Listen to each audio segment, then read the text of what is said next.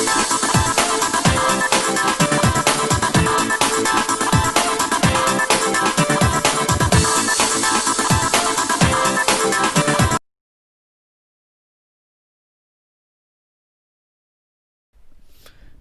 To शिक्षा math science classes राठ में आप सभी लोगों का स्वागत है। मैं आपका दोस्त हेमंत राजपूत। मैंने आपको पिछली वीडियो क्लासेस में अध्याय पहला जो आपका था संबंध एवं फलन, उसके बारे में जो आपकी प्रश्नावली थी फर्स्ट डे, उसको मैंने विथ सॉल्व करके आप लोगों को पढ़ा दिया था। इसके आगे संबंध एवं फलन में जो आपके आगामी चीज़ें हैं, जैसे कि संबंध का प्रांत, संबंध का परिसर और संबंध का सहप्रांत, इनके बारे में मैं आपको इस वीडियो क्लासेस में पढ़ाने जा रहा हूं। तो आप लोग क्या करेंगे कि वीडियो को ध्यानपूर्वक देखें। यदि चैनल पर पहली बार आए हैं तो चैनल को सब्सक्राइब करें, वीडियो को लाइक करें, कमेंट करें, शेयर करें और बेल आइकन का घंटा ज़रूर दबाएँ। तो चलते हैं हम वीडियो क्लासेस की ओर। जैसा कि आपका मैंने हेडिंग यहाँ पे डाला है संबंध का प्रांत, परिसर तथा सहप्रांत, यानी संबंध को हम इंग्लिश में रिलेशन कहते हैं। अब देखिए संबंध का प्रांत यानी संबंध में क्या प्रांत होता है, यानी कौन सी चीज़ परिसर होती है और कौन सी चीज़ सहप्रांत होती है। तो इसके बारे में मैं आपको इसी वीडियो क्लासेस में पढ़ाऊँगा और इससे जो संबंधित न्यूमेरिकल होंगे उनको भी सॉल्व करके बताऊँगा। तो जैसे मैंने हेडिंग डाली है संबंध का प्रांत, यहाँ पर प्रांत हेडिंग बना दिया है और प्रांत को हम इंग्लिश में डोमेन कहते हैं। क्या कहते हैं? डोमेन। और परिसर को हम रेंज कहते हैं और सह प्रांत को हम कोडोमेन कहते हैं। क्या कहते हैं? कोडोमेन। तो इनके इंग्लिश नाम भी आपको याद होना चाहिए। अब देखिए यहाँ पर प्रांत की मैंने डेफिनेशन लिखी है कि माना समुच्च ए से समुच्च बी में संबंध आर, अर्थात मैंने लिखा है कि आर बिलोंग्स और इक्वल का चिन्ह लगा दिया है, ए क्रॉस बी लिखा है। यानी ये ए क्रॉस बी क्या होता है? संबंध का कार्तीय गुणनफल होता है। क्या होता है? कार्तीय गुणनफल। यानी आर बिलोंग्स करता है किसमें? ए क्रॉस बी के कृमित युग्मों के जो सभी प्रथम अवयवों का जो समुच्चय होता है वो क्या कहलाता है? यानी संबंध का प्रांत कहलाता है। देखिए मैं इसको अपनी भाषा में समझा देता हूँ। जैसे कि आपके दो सेट दिए होते थे ए और बी, उनमें आप लोग ए में कुछ एलिमेंट होते थे और बी में भी कुछ एलिमेंट होते थे। फिर वहाँ पर आप क्या निकालते थे? संबंध निकालते थे। तो जब आप संबंध निकाल लेते थे ए से बी में, तो आर बराबर आप लोग कार्तीय गुणनफल यानी ए क्रॉस बी निकालते थे और वहाँ पर आपका क्या होता था कि संबंध का एक सेट आ जाता था। सेट आने पर जो उसके प्रथम यानी उस पूरे सेट के कृमित युग्मों का जो पहला अवयव होगा, यानी कृमित युग्म बहुत से आएंगे, तो उन सभी कृमित युग्मों का जो पहला अवयव होता है, उन सभी अवयवों को हम एक सेट में बंद कर देते हैं। तो वो क्या कहलाता है? संबंध का प्रांत कहलाता है। क्या कहलाता है? संबंध का प्रांत कहलाता है। तो देखिए मैंने ये डेफिनेशन भी लिखी है, तो आप लोग इस डेफिनेशन को अपनी नोटबुक में नोट कर लीजिए। फिर से मैं इस डेफिनेशन को रिपीट कर देता हूँ कि माना समुच्च ए से समुच्च बी में संबंध आर, अर्थात आर बिलोंग्स केस में कर रहा है ए क्रॉस बी के कृमित युग्मों के सभी प्रथम अवयवों के समुच्चय को हम क्या कहते हैं? प्रांत कहते हैं, या इसे हम प्रांत कहेंगे या डोम आर, यानी इसको डोमेन पढ़ते हैं। क्या पढ़ते हैं? डोमेन। डोमेन आर कहते हैं। अर्थात मैंने इसकी डेफिनेशन फिर से लिख दी है अर्थात करके, यानी डोमेन आर बराबर क्या होता है कि X such that x belongs to A तथा एक्स कॉमा वाई कहाँ बिलोंग्स करते हो? रिलेशन में बिलोंग्स करते हैं। तो आप लोगों को ये डेफिनेशन समझ में आई होगी। इसके बाद में आपको संबंध का परिसर के बारे में पढ़ाऊंगा, तो वीडियो को ध्यानपूर्वक देखिए। तो देखिए अब हम बात करते हैं परिसर की। तो देखिए परिसर की भी डेफिनेशन सेम उसी प्रकार की है। तो मैंने लिख दिया है डेफिनेशन में, माना समुच्च ए से समुच्च बी में संबंध आर, अर्थात आर बिलोंग्स किसमें करता हो? ए क्रॉस बी में। ए क्रॉस बी के कृमित युग्मों के सभी द्वितीय अवयवों, प्रांत में क्या होता है? प्रथम अवयवों को लिया जाता है और परिसर में क्या होता है? द्वितीय अवयवों के समुच्चय को हम क्या कहते हैं? परिसर कहते हैं या रेंज आर कहते हैं। अर्थात रेंज आर बराबर क्या होता है कि वाई बिलोंग्स टू, यानी y such that y belongs to किस में करता हो, यानी सेट बी में, और एक्स वाई आपके किस में बिलोंग्स करते हो, आर में। तो देखिए इसकी जो डेफिनेशन है सेम प्रांत के तरीके की है। तो देखिए यानी आपको मैं बेसिकली बता दे रहा हूँ कि आपको डेफिनेशन कैसे याद रखना है। यानी जो कार्तीय गुणनफल के प्रथम अवयव होंगे उनका जो सेट होगा वो प्रांत होगा, और द्वितीय अवयवों का जो सेट होगा वो क्या कहलाएगा, संबंध का परिसर कहलाएगा। क्या कहलाएगा, संबंध का परिसर। तो इसके बाद हम बात करेंगे सहप्रांत की, चलते हैं। तो देखिए हम बात करते हैं सहप्रांत की, कि संबंध का सहप्रांत क्या होता है। मैंने इसकी डेफिनेशन लिखी है कि समुच्चय बी को संबंध आर का क्या कहते हैं, सहप्रांत कहते हैं। क्या कहते हैं, समुच्चय जो आपका बी होता है, यानी दूसरा जो आपका समुच्चय होगा उसको हम क्या कहेंगे, सहप्रांत कहेंगे। किसका, यानी संबंध आर का क्या कहलाता है, वो सहप्रांत कहलाता है। तो देखिए तीनों चीज़ों को एक बार फिर से हम बात करते हैं, प्रांत की, परिसर की और सहप्रांत की। तो देखिए हमने माना था कि माना समुच्चय ए से समुच्चय बी में कोई संबंध आपका आर है। क्या है, आर है। तो देखिए प्रांत में क्या होता था कि जो संबंध आर के किरमित युग्मों के प्रथम अवयवों का जो समुच्चय होता था वो क्या कहलाता था, प्रांत कहलाता था। और परिसर की बात थी तो यानी द्वितीय अवयव, यानी किरमित युग्मों के जो द्वितीय अवयव होते थे उन द्वितीय अवयवों का जो समुच्चय होता था वो क्या कहलाता था, परिसर कहलाता था। अब सहप्रांत क्या है कि यानी जो आपके सेट ए और बी है, यानी जिसमें सेट आपका वी है वो यानी संबंध आर, यानी जो आपका संबंध होगा आर जिसका हम कार्तीय गुणनफल निकालेंगे, संबंध आर का वो क्या कहलाता है, सहप्रांत कहलाता है। तो देखिए मैंने इसीलिए लिख दिया है कि समुच्चय बी को संबंध आर का हम क्या कहते हैं, सहप्रांत कहते हैं। तो यहाँ पर कन्फ्यूजन नहीं होना है कि प्रांत क्या है। प्रांत परिसर तो लोग बात समझ लेते हैं स्टूडेंट, लेकिन क्या होता है कि सहप्रांत में वो बहुत ज़्यादा कन्फ्यूजिंग होते हैं। तो हमें सबसे पहले तो ये देखना होता है कि किसका संबंध किससे है। देखिए परिभाषा में मैंने समुच्चय ए से समुच्चय बी में संबंध दिखाया है, तो यानी उस आधार पे जो समुच्चय बी होगा वो संबंध आर का क्या कहलाएगा, सहप्रांत कहलाएगा। कभी कभी क्या होगा कि समुच्चय बी समुच्चय ए से संबंध व्यक्त करे, तब वहाँ पर जो समुच्चय ए होगा वो यानी आपका जो समुच्चय ए होगा वो रिलेशन का क्या कहलाएगा, संबंध कहलाएगा। क्या कहलाएगा, सॉरी सहप्रांत कहलाएगा। क्या कहलाएगा, सहप्रांत। अब आगे की ओर हम चलते हैं प्रतिलोम संबंध की ओर। तो देखिए प्रतिलोम संबंध भी आपके सिलेबस में है, और ये आप लोगों ने यानी पिछली क्लास है जो आपकी क्लास कक्षा 11 थी उसमें भी आप लोगों ने पढ़ा हुआ होगा। तो यहाँ पर फिर से एक बार दोहरा देते हैं।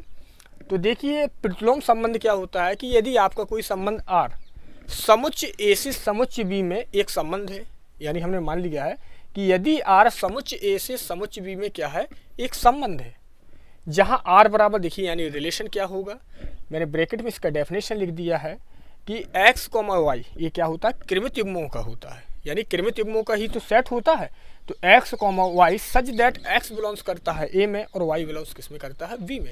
यानी एक्स वाई आपके, यानी एक्स आपका समुच्चय ए का एलिमेंट है और वाई आपका क्या है, समुच्चय बी का एलिमेंट है। तो संबंध आर का प्रतिलोम संबंध वह समुच्चय होता है जो संबंध आर के प्रत्येक किरमित युग्म के अवयवों को परस्पर स्थान बदल दे, यानी पहला अवयव द्वितीय स्थान पर चला जाए दूसरे अवयव के स्थान पर, और दूसरा अवयव पहले अवयव के स्थान पर आ जाए। यदि हम ऐसा कर देंगे, उनका स्थानांतरण कर देंगे, यानी आपस में उनको बदल देंगे, तो यानी जो समुच्चय प्राप्त होगा उसे हम क्या कहेंगे, प्रतिलोम संबंध कहते हैं। तो देखिए जो डेफिनेशन मैंने आपको लिखी है वही मैंने आपको बताया है कि और प्रतिलोम संबंध को हम किससे व्यक्त करते हैं, आर इनवर्स से व्यक्त करते हैं। तो देखिए यहाँ पर आर इनवर्स बराबर मैंने लिख दिया है। यहाँ देखिए संबंध में क्या था कि पहले एक्स आया था और दूसरी जगह दूसरा एलिमेंट क्या था, वाई। अब इनका आपस में स्थानांतरण होना यानी स्थान बदलना है।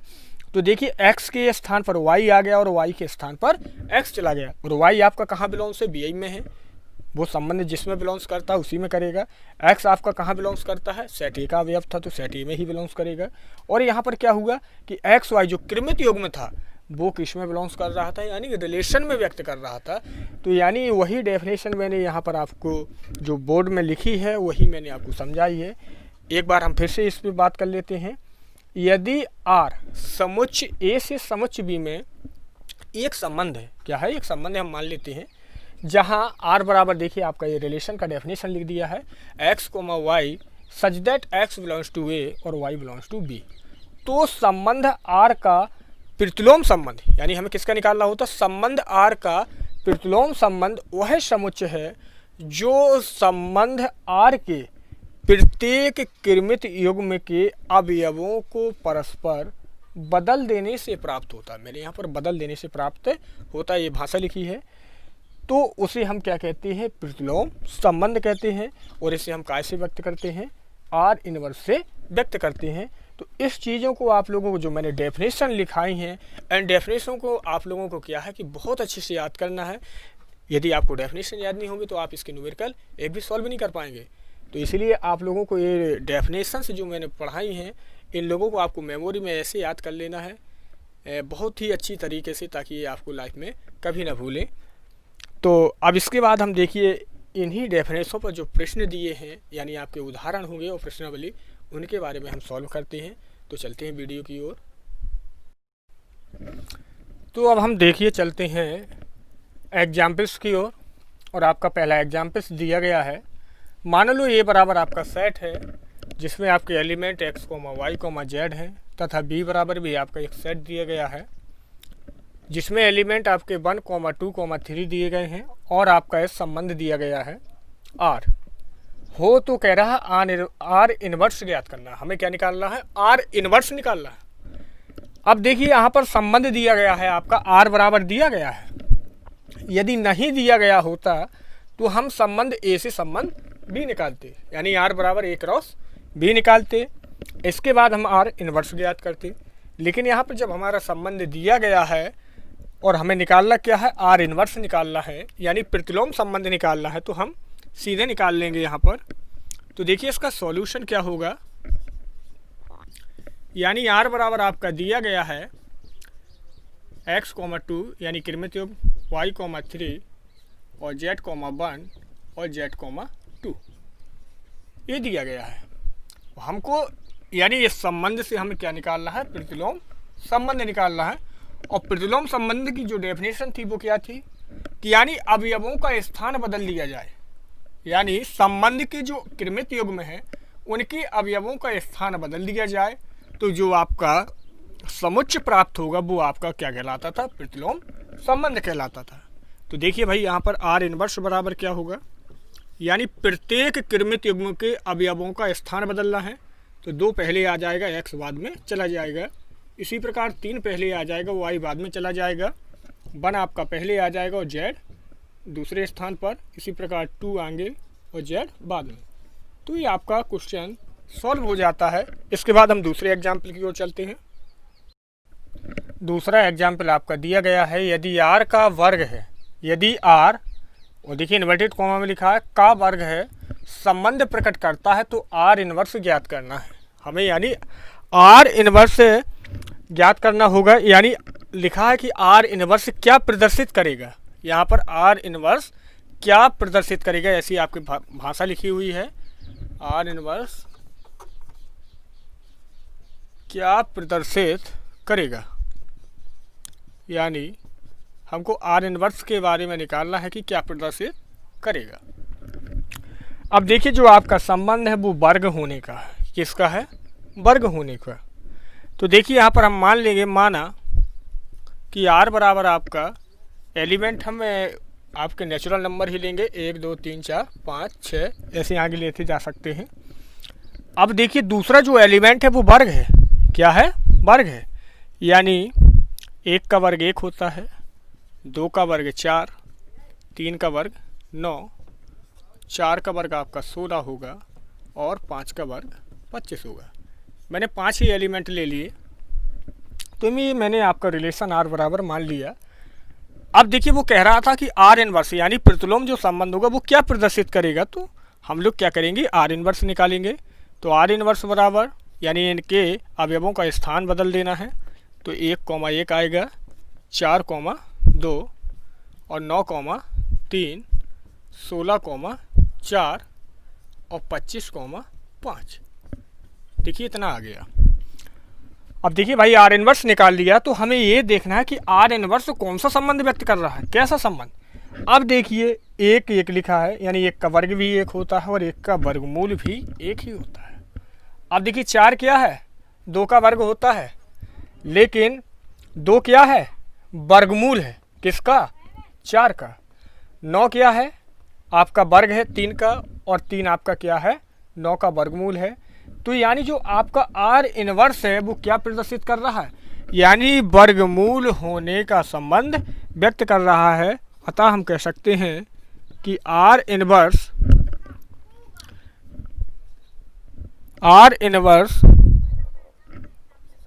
क्या व्यक्त करता है, का वर्गमूल है, का वर्गमूल है। ये आपका संबंध प्रदर्शित करता है। तो देखिए भाई आपका ये सवाल भी हो गया है। इसके बाद हम तीसरे एग्जाम्पल की बात करते हैं। तो देखिए आपका एग्जाम्पल तीसरा दिया गया है कि n क्रॉस n संबंध r इस प्रकार है कि r बराबर आपका ये दिया गया है संबंध।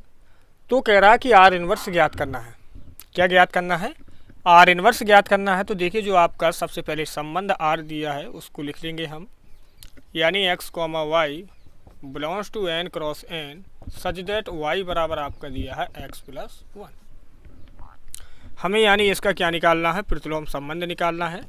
तो r इनवर्स निकालेंगे तो क्या होता था कि किरमित युग्मों का स्थान बदल देते थे, और x y आपका ये जो सेट है ये क्या है, आपका किरमित युग्म है। तो यहाँ पर हम क्या करेंगे, इनका स्थान बदल देंगे, यानी y के स्थान पर x हो जाएगा और x के स्थान पर y हो जाएगा। Belongs to n cross n such that, अब y के स्थान पर क्या आना है, x आना है, और x के स्थान पर क्या चला जाएगा, y। तो देखिए आपका हमने r इनवर्स ज्ञात कर लिया। इसके बाद हम नेक्स्ट एग्जाम्पल की ओर चलते हैं। आपका चौथा एग्जाम्पल दिया गया है कि निम्नलिखित संबंधों के प्रांत तथा परिसर ज्ञात करो। पहला रिलेशन दिया है, यानी दोनों क्वेश्चनों के हमें प्रांत और परिसर ज्ञात करना है। क्या ज्ञात करना है, प्रांत निकालना है और परिसर निकालना है। आर बराबर आपका रिलेशन पहले वाले का दिया है x plus 1 comma x plus 4 such that का चिन्ह लगा है, x बिलोंग्स करता है किसमें, 1, 2, 3, 4 में। आर बराबर आपका दूसरा क्वेश्चन का जो संबंध दिया गया है x, x square such that x जहाँ आपकी क्या है, एक अभाज्य संख्या है जो क्या है 10 से कम है। इनके हमको प्रांत निकालना है और क्या निकालना है, परिसर। तो देखिए प्रांत और परिसर तभी निकल पाएंगे जब हमारा संबंध निकल आएगा। तो चलते हैं सॉल्यूशन की ओर। तो देखिए हम पहले पार्ट को सॉल्व करेंगे। अब देखिए पहला पार्ट आपका दिया गया था r बराबर जो संबंध दिया गया है और x किस में बिलोंग्स, x बराबर x बिलोंग्स कर रहा है 1, 2, 3, 4 में। तो यहाँ संबंध हम r निकालेंगे। अब देखिए x के स्थान पर पहले 1 रखेंगे, तो 1 और 1 2, इधर कितना हो जाएगा, 1 और 4 5 हो जाएगा। फिर 2 रख के देखेंगे तो 3, 6 हो जाएगा। फिर हम 3 रखेंगे तो 4, 7 हो जाएगा। और अब 4 रख के देखेंगे तो 5, आपका 8 हो जाएगा। तो ये हमने संबंध निकाल लिया। अब देखिए संबंध आ गया जब हमारा, तो हम परिसर और प्रांत दोनों निकाल सकते हैं। तो देखिए संबंध के किरमित युग्मों का जो प्रथम अवयवों का समुच्चय होगा वो क्या कहलाएगा, प्रांत कहलाएगा, और द्वितीय अवयवों का जो समुच्चय होगा वो क्या कहलाएगी, परिसर कहलाएगी। तो देखिए हम यहाँ पर डोमेन आर निकाल लेंगे। डोमेन आर बराबर क्या होगा आपका, यानी 2, 3, 4 और 5, यानी इन किरमित युग्मों का जो प्रथम अवयव है उनको एक सेट में बंद कर दिया। तो ये आपका क्या निकल आता है, डोमेन आर, प्रांत निकल आया। अब इसके बाद हमें रेंज निकालनी है इसकी, यानी परिसर निकालनी है। तो रेंज आर बराबर यानी द्वितीय अवयवों का सेट। तो इसमें देखिए 5, 6, 7, 8। तो देखिए ये इसकी क्या निकल आती है, परिसर निकल आती है। तो देखिए आपको डोमेन समझ में आया होगा और आपको परिसर समझ में आई होगी। इसके बाद देखिए जो इसका सेकंड पार्ट बचा है, क्या बचा है, सेकंड पार्ट। तो देखिए सेकंड पार्ट में हम लोग क्या करेंगे कि देखिए x क्या थी, एक अभाज्य संख्या थी। दूसरा पार्ट इसका सॉल्व किए दे रहा हूँ, और जो कि 10 से क्या है, कम है। तो देखिए सबसे पहले यहाँ पर भी हमें संबंध r निकालना पड़ेगा। अब देखिए आर कब निकलेगा, जब हमें एक्स का वैल्यू पता हो, और एक्स क्या कह रहा है कि अभाज्य संख्या हो जो कि 10 से कम है। तो अभाज्य संख्या कहाँ से प्रारंभ होती है, 2 होता है, 3 अभाज्य होती है, 5 होती है और 7 होती है। यानी अभाज्य संख्या वो है संख्या होती है जिसमें स्वयं का भाग जाए और 1 का जाए, लेकिन एक हमारी जो यानी 1 होती है वो अभाज्य संख्या नहीं लेती है, न वो होती है आपकी।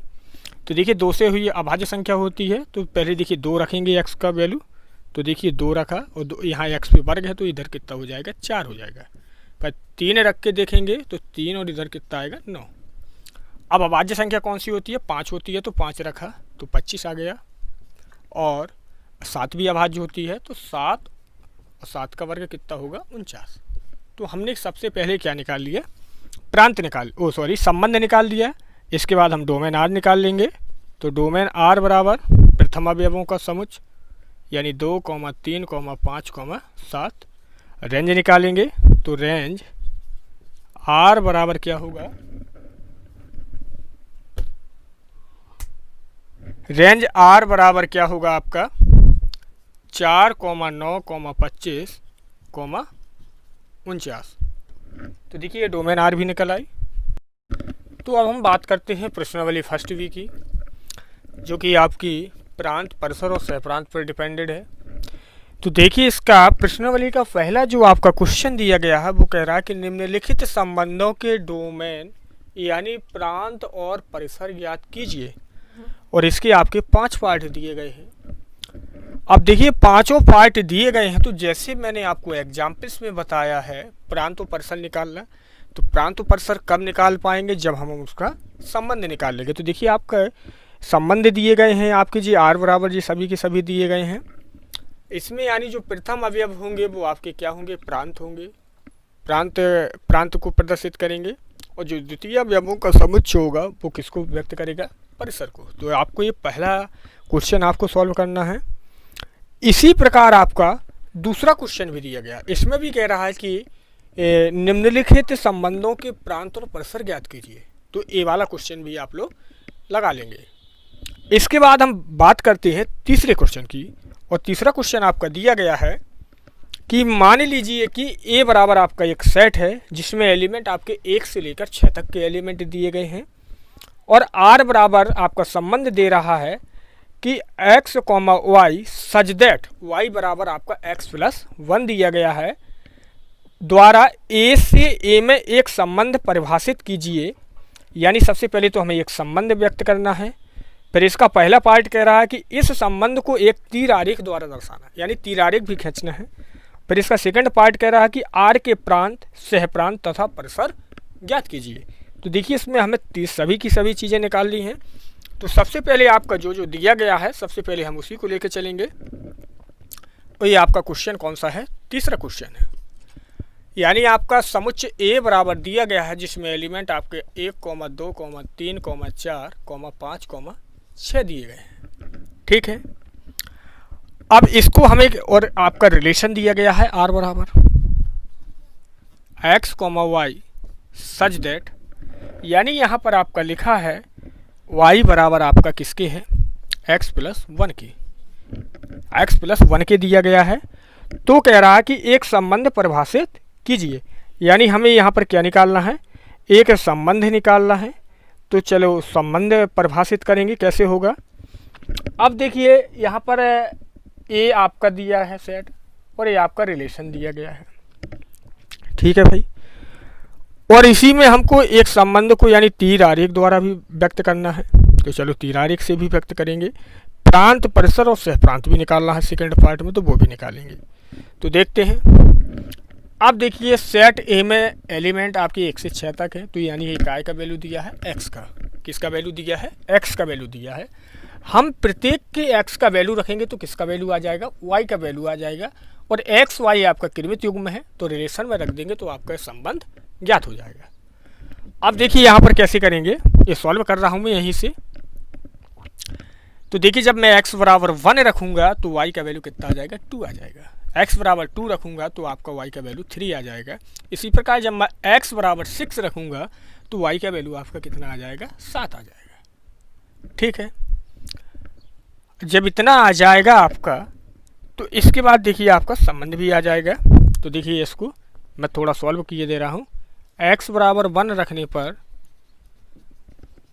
y का वैल्यू कितना आएगा आपका 1 + 1 बराबर 2, और x बराबर 2 रखेंगे तो y का वैल्यू आपका 1 + 2 बराबर कितना आएगा 3। इसी प्रकार मैं डॉटेड कर दे रहा हूँ, यानी कहाँ तक ले जाऊँगा आपका x बराबर 6 रखने पर। जब मैं 6 रखूँगा यहाँ पर तो y बराबर आपका 6 धन 1 बराबर कितना आ जाएगा 7 आ जाएगा। कितना आ जाएगा 6 धन 1 बराबर 7। तो y का वैल्यू कितना आ गया 7 आ जाता है। इसके बाद देखिए आपका जो पहला पार्ट दिया था कि हमें संबंध निकालना है, संबंध निकालेंगे। r बराबर इन एलिमेंटों को रखेंगे तो देखिए x का वैल्यू 1 रखा तो y का वैल्यू 2 आया। जब 2 रखा तो y का वैल्यू 3, इधर 3 रखा तो 4 आया था, 4 रखा तो 5, और 5 रखा था x का वैल्यू तो y का वैल्यू 6, और जब 6 रखा था तो y का वैल्यू 7 आया था। तो ये आपका संबंध निकल आता है। r बराबर मैंने क्या निकाल लिया, संबंध निकाल लिया। इसके बाद इसी में वो कह रहा था कि यानी इनको हमें डायग्राम में भी बनाना है, तो चलो भाई डायग्राम भी बना देता हूँ मैं यहीं इस बगल पे।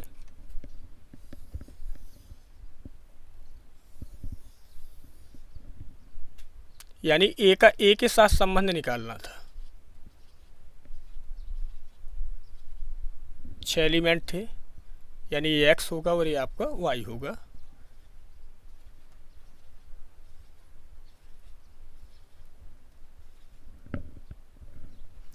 x का वैल्यू 1 2 3 4 5 और 6। यहाँ भी काउंटिंग लिख देंगे 1 2 3 4 5 6 और ये 7। अब देखिए जब x बराबर 1 रखा था तो क्या आया था y का वैल्यू 2, 2 रखा था तो 3 आया था, 3 रखा था तो 4, 4 रखा था तो 5 आया था, y का वैल्यू 5 रखा था तो y का वैल्यू 6 आया था, और जब 6 रखा था तो y का वैल्यू कितना आया था 7। तो ये हमने देखिए वैनारिक भी बना दी है। तो ये आपका पहला पार्ट हो जाता है।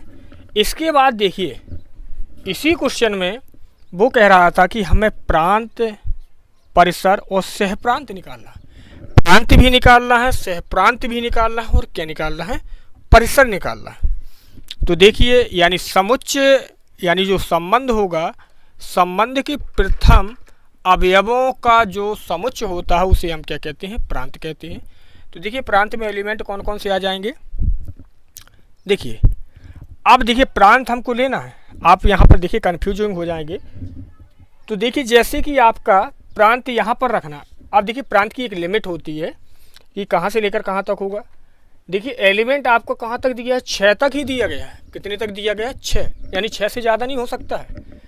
देखिए जब मैंने प्रांत इसी से डायग्राम से देखेंगे, जब प्रांत 1 रखा तो 2 आया, 2 रखा तो 3 आ गया, यानी जब मैंने 5 रखा तो वैल्यू कितनी आ गई 6, और जब 6 रखा तो कितना आ गया 7।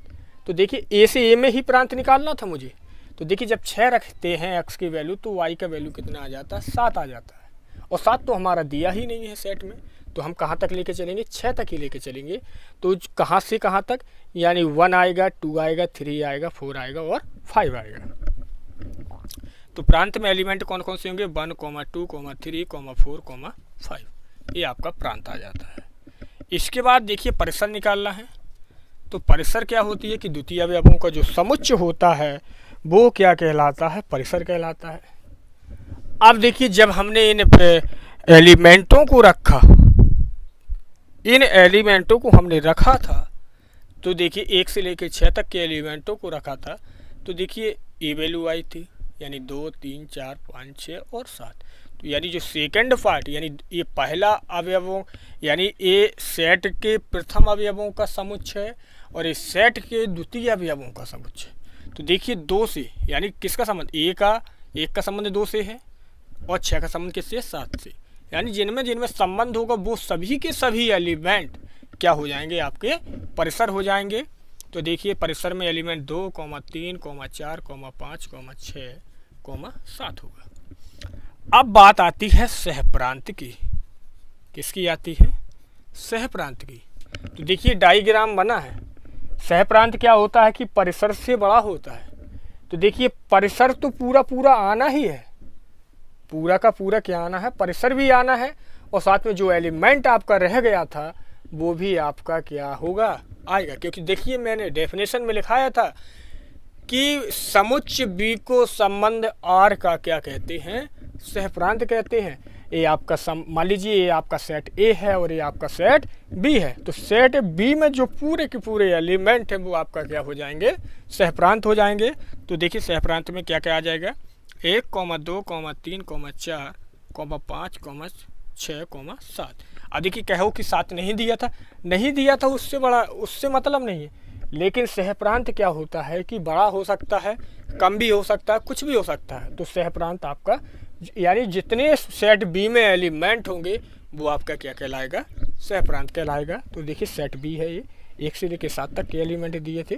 तो देखिए आपको प्रांत, परिसर, सहप्रांत समझ में आया होगा। इसके बाद हम नेक्स्ट क्वेश्चन की ओर चलते हैं। तो अब हम बात करते हैं चौथे क्वेश्चन की, और चौथा क्वेश्चन आपका दिया गया है कि मान लीजिए कि ए बराबर आपका एक सेट है जिसमें एलिमेंट आपके 1 से लेकर 14 तक के एलिमेंट दिए गए हैं, और आपका संबंध भी दिया गया है आर बराबर यानी x, y क्रमित युग्म में सच दैट 3x - y बराबर आपका 0 है, जहां कह रहा है कि x, y बिलोंग्स किस में करती हैं, ए में करती हैं, द्वारा ए से ए का एक संबंध है। तो कह रहा है कि इसके हमें प्रांत, सहप्रांत और इसका परिसर निकालना है। तो देखिए भैया आपका जो आपका दिया था वो मैंने लिख लिया है। अब मुझे इसमें प्रांत निकालना है, सहप्रांत निकालना है और परिसर निकालना है। तो सबसे पहले मुझे क्या निकालना पड़ेगा, रिलेशन निकालना पड़ेगा। अब देखिए संबंध आपका ये दे रहा है कि 3x - y बराबर क्या दिया है, 0 के बराबर है। तो यदि मैं यहाँ से निकालूँ तो y बराबर किसके आ जाएगा, 3x के। अब देखिए सेट ए का ए के साथ संबंध है, तो देखिए यहाँ पर हम रिलेशन निकालेंगे, यानी x का वैल्यू 1 से लेकर कहाँ तक दिया गया, 14 तक दिया गया है। और यहाँ पर हम x का वैल्यू रखते जाएंगे, x बराबर 1 रखेंगे, 2 रखेंगे, यानी अंतिम 14 तक रखेंगे तो y का वैल्यू आपका आता जाएगा। और संबंध क्या है कि पहले x है फिर y है क्रमित युग्म में। तो x बराबर जब मैंने 1 रखा तो y का वैल्यू कितना आ गया, 3 आ गया। जब 2 रखेंगे तो 6 हो जाएगा, इसी प्रकार रखते जाएंगे। जब 3 रखा तो 9 हो गया, 4 रखा तो 12 हो गया, 5 रखा तो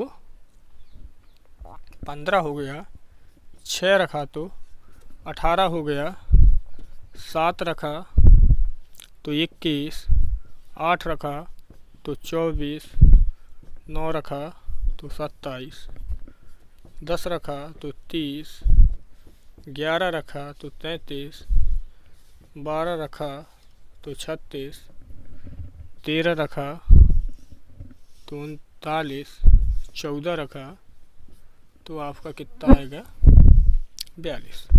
तो ये देखिए मैंने संबंध निकाल लिया। सबसे पहले क्या निकाल लिया, संबंध। अब संबंध निकल आया, और संबंध क्या था कि ए से ए में ही संबंध है, ए का ए के साथ ही संबंध है। तो मुझे प्रांत निकालना है। तो देखिए प्रांत क्या होगा, यानी प्रथम अवयवों का जो समुच्चय होगा वो आपका क्या होगा, प्रांत होगा। तो देखिए यानी इन क्रमित युग्मों का पहला अवयव ले लीजिए और शर्ट में बंद कर लीजिए, तो आपका क्या निकल आएगा, प्रांत। तो देखिए प्रांत में क्या क्या होगा, 1, 2, 3, 4, 5, 6, 7, 8, 9, 10, 11, 12, 13 और 14, यानी ये एलिमेंट आएंगे।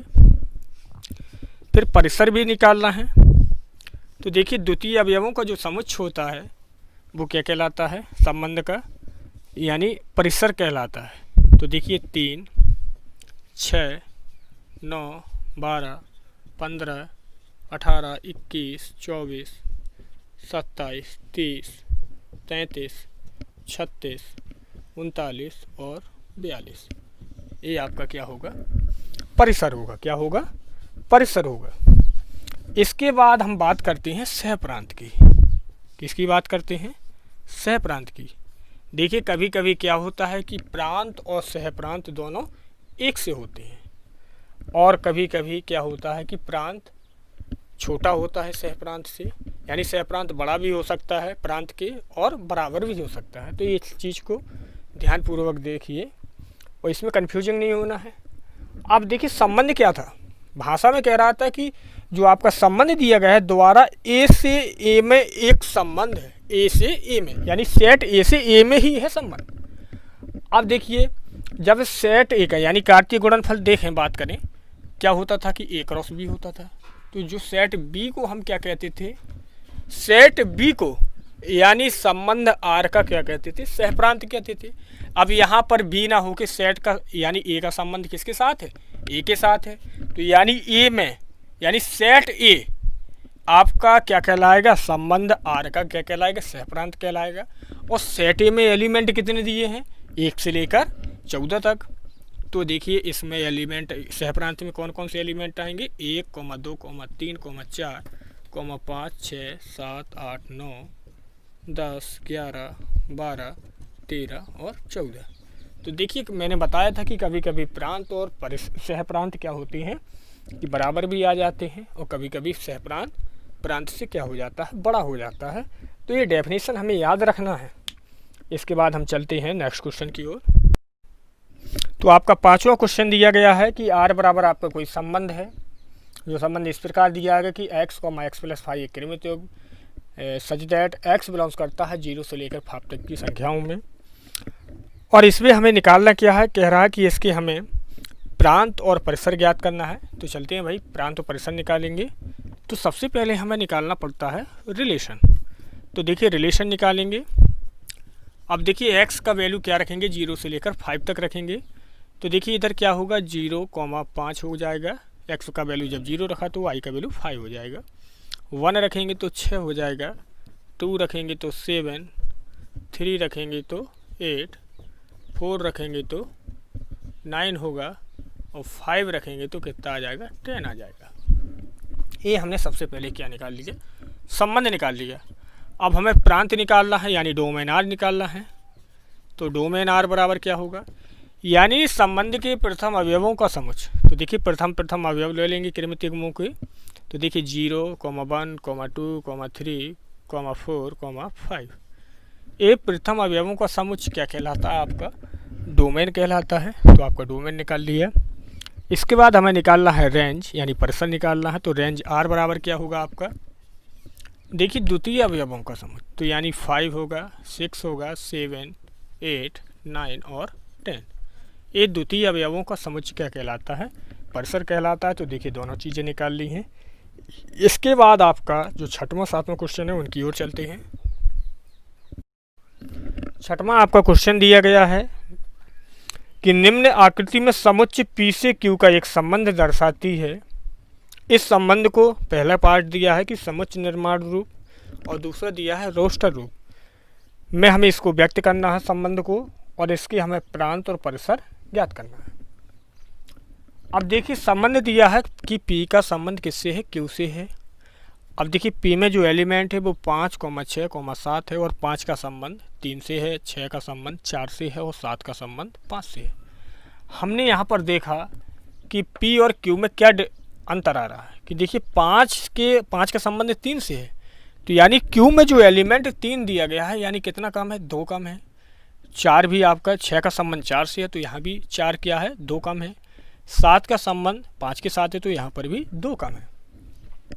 तो देखिए सेट P में हम एलिमेंट मान लेते हैं कि x होता है, और सेट Q में जो एलिमेंट होगा वो क्या होगा, y होगा।